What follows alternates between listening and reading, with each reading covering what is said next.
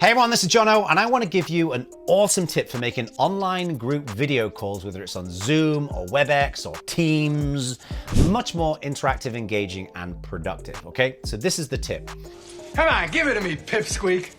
In the first 3 minutes of your session, you absolutely, categorically need to have some kind of interactive activity. Now let me explain why this is important. All too often when you have a group video call, there's one person who's facilitating it and they can talk for 7 or 10 or even 15 minutes before the session opens up and people can start interacting and engaging. And at that point, you've already lost everybody.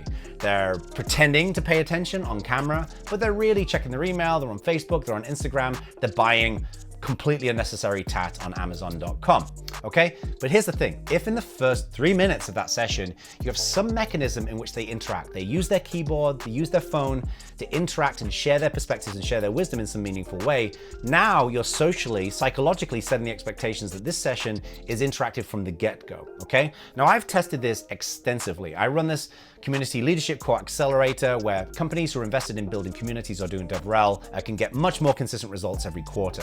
And every 2 weeks, we get all of our members together for what we call a huddle. Now, I've ran some huddles where we've had an interactive activity at the beginning and some where we haven't. And for the huddles where we do have an interactive activity, the engagement level and the energy level is much more consistent throughout the rest of the session. Consistent and exacting and busy. This is the reason why I consider it to be absolutely essential. Now, let me give you an example of how you can do this.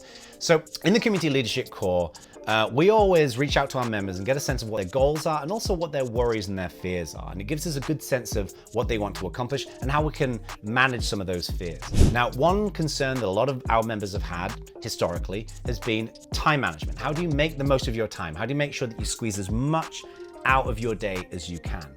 So what we did is on the next huddle is in the first 3 minutes of that huddle, we had an interactive activity where I basically asked people, like, what are your struggles with time? Like, what do you struggle with? Is it procrastination? Is it how to plan your day or your week? Is it prioritizing your time more effectively? What are you wrestling with in your head? Just tell me.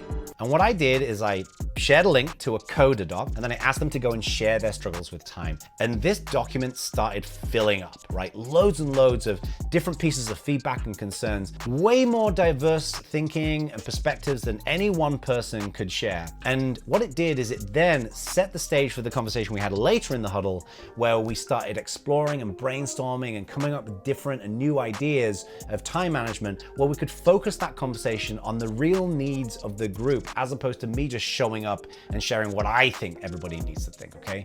And that's one of the reasons why this technique is so important. And you can do this in a number of different places. I'll give you another example. A little while ago, I ran an online workshop called the DevRel Kickstart, where I was walking through a ton of really practical recommendations for how to do DevRel effectively in a company. And this was going to be a little bit more like a webinar. It was mainly a training session, but I wanted to sprinkle lots of interactivity throughout the session. So I used an awesome platform called Slido.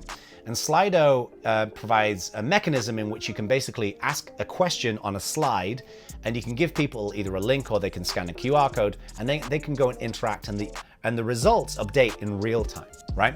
So I asked at various points in the session for input from my audience, and it just made the session much more interactive, much more engaging. And the audience now feels like we're actually, I'm actually listening, I'm actually adjusting the content, adjusting the discussion, adjusting the recommendations to the actual needs of the group, instead of it being a canned talk.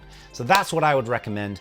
Now, if you want to build the best possible community or DevRel around your product or service, you should absolutely check out the Community Leadership Core. We provide hands-on coaching, training, and accountability. It's all tailored to your company, and it helps you to deliver clear, consistent results every quarter with less stress and frustration. If you want to find out more, click on the link down there. We can go and book a call with me, and let's learn a little bit more about what you want to accomplish, and I'll see how I can help.